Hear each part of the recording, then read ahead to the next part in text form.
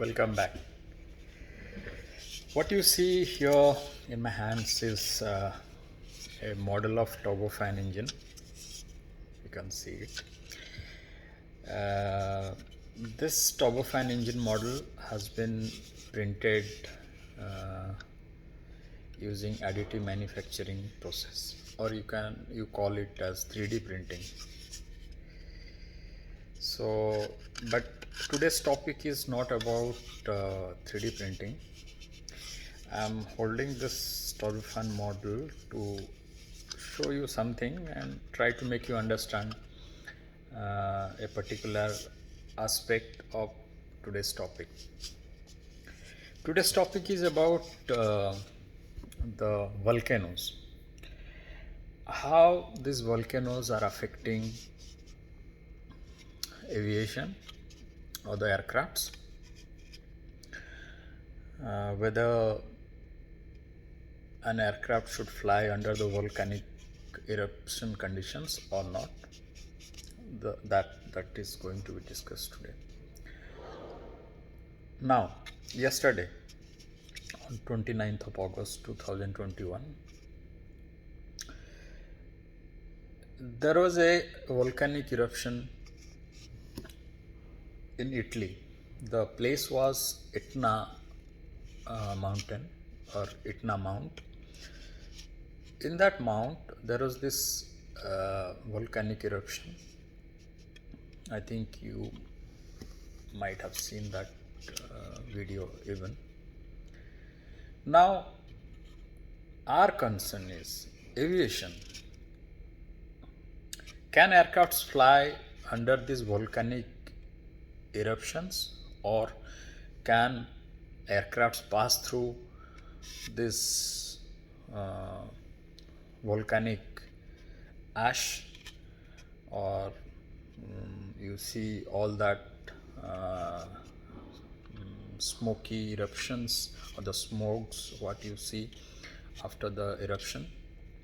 Can one particular aircraft fly under these conditions or passing through them? The answer is no.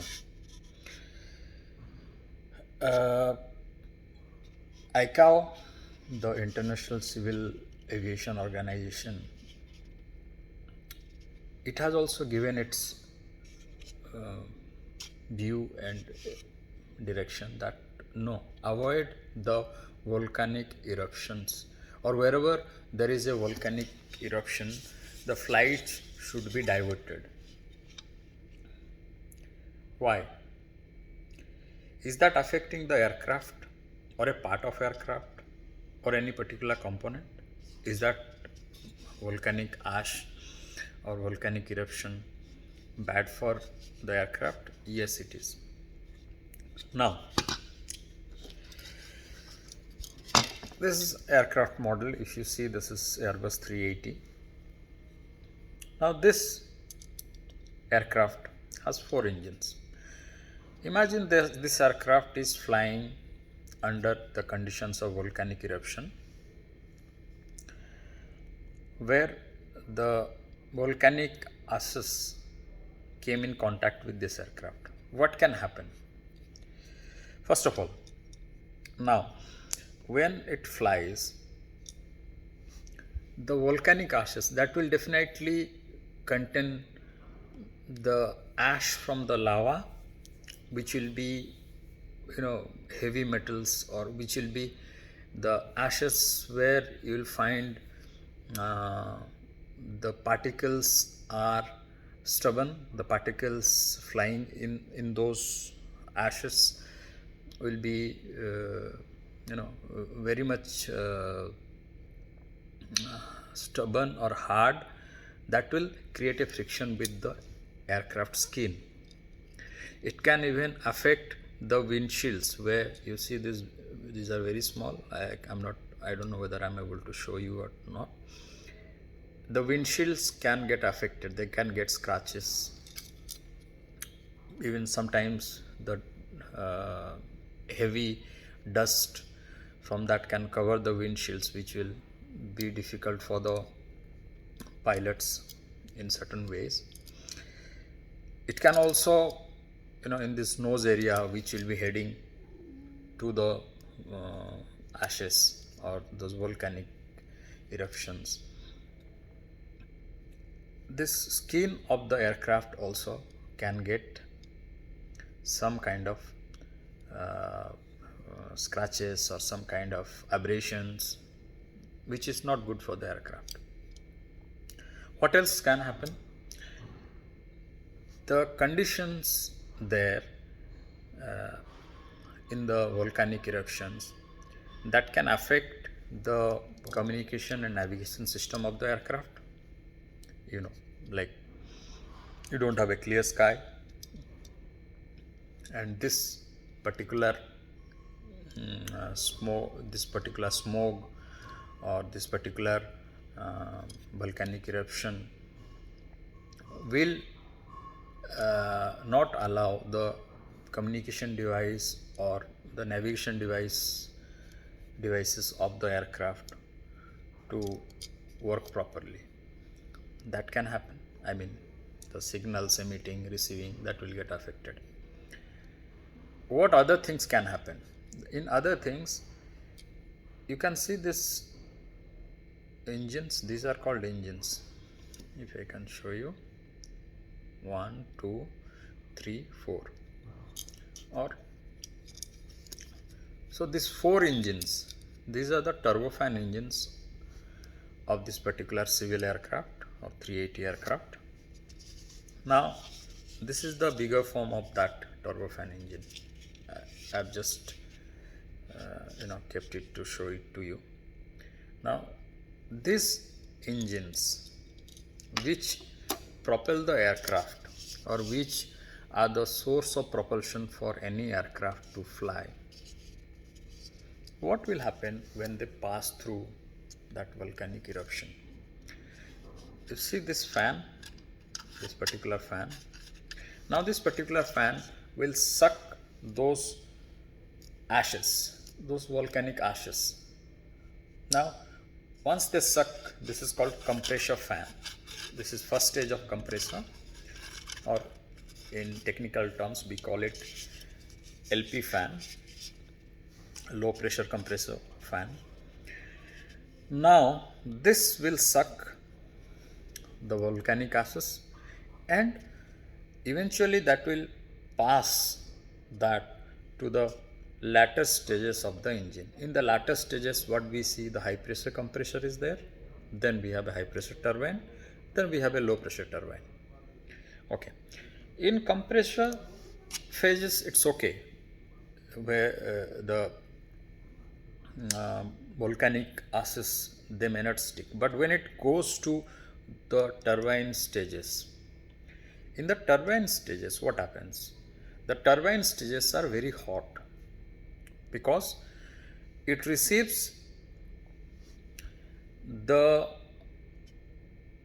flow of combusted or those air fuel mixture. After combustion, it hits the turbine inside here. This comes somewhere around here.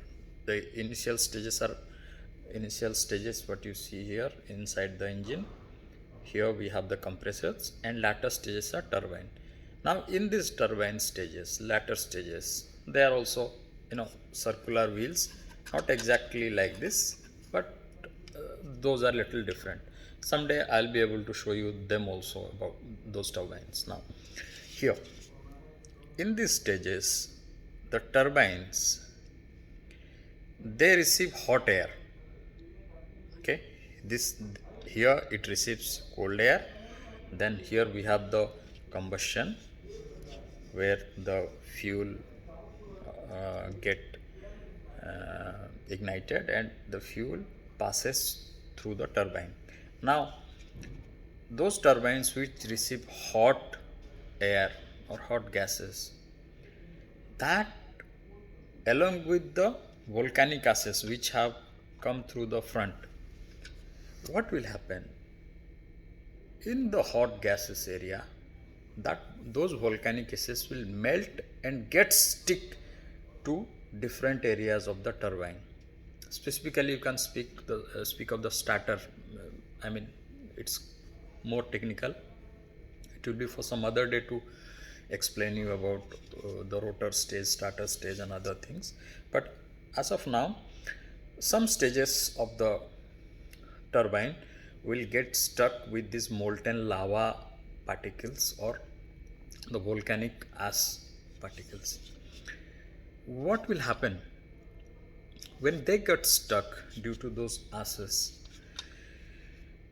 The shape of those turbine stage, that will definitely change, because earlier it was aerodynamic, which allows the airflow to be moving in an efficient manner, but now the smoothness of those turbines or turbine stage will go away. We cannot find that same aerodynamic shape of those turbines. So the turbine stages will get affected. That means the turbines will not rotate in its desired RPM, or it will not function as it is intended to.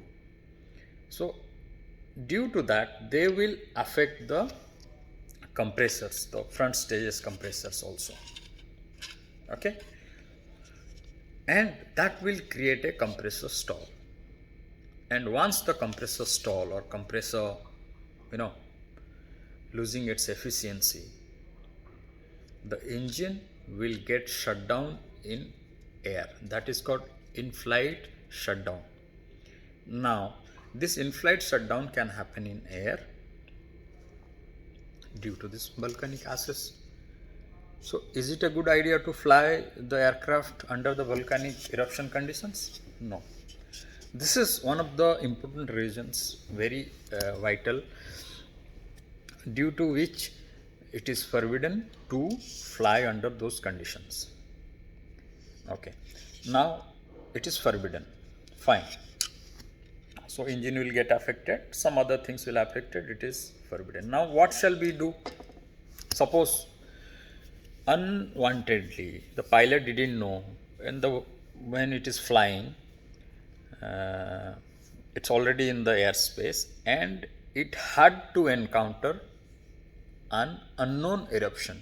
While it was flying, there was eruption, and some of the fumes or some of the gases or some of the smokes from that volcano got inside the engine of this particular aircraft. Okay. Now, in that condition, the pilot, when it realizes that it has flown under those conditions, definitely there will be some parameter changes in the cockpit, which pilot will come to know that, okay, I have flown through this particular condition and let me take some actions. So there will be the cockpit procedures, the standard operating procedures as per the FCOM, the manual which crews use, the cockpit crew use. Now they have to use those manual and land the aircraft to the nearest airport. Now in that airport, the maintenance team will come and do its necessary inspections to find out the issues inside this engine or anywhere in and around the aircraft. They will inspect it thoroughly before releasing it for the next flight. That means the aircraft will be grounded for certain time, then only it can be released after completion of all the inspections on the aircraft and engine. Now what inspections they will do on engines or inside the engine? Because if you see, I can't see inside the engine what is there, even if it's a small model and the engine is very big. Okay, the diameter around 2 to 3 meters or more than that. There are bigger engines even with bigger diameter. Now what happens here is, there is a procedure there is an inspection called boroscope. Like you might have seen that in hospitals or with doctors, they do endoscopy to find out what's wrong inside us, in our intestine or anywhere. So it's a similar probe which they insert inside this engine in the inaccessible areas of the engine to find out what's wrong, which areas are affected, is it affected or not affected.